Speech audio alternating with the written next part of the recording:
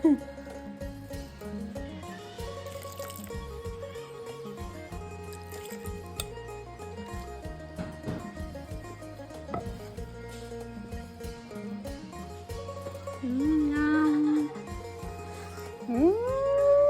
บนี้หยวงพี่น้องตายแล้วให้คงพี่จะกินสองคนอันนี้เป็นการตำเองกินเองเด้อห้ามด่ามาเด้อมันต้องฆ่าเด้ออ๋อน้าแซ่บบ่กระปุนแห้งเด้อกันหามดูว่าเปื่อยมันก็จะนุ่มๆหน่อยมันจะโบเชนคาร์ดเลยสุดท้ายก็ไปบ้านรอดนะไปเปลี่ยนกระสามมาได้ไหมนี่ทำไปทีแล้วลูกผมไม่ได้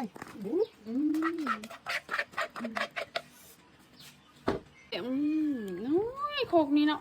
เอาเบิ่งกันเด้อว่าอีหมดบ่ซ้ำโคนกินก็จะเป็นคากเนาะตำสั่วตำม้วมีทุกอย่างทุกอย่างเซ็ตจะมันหนัวเนาะ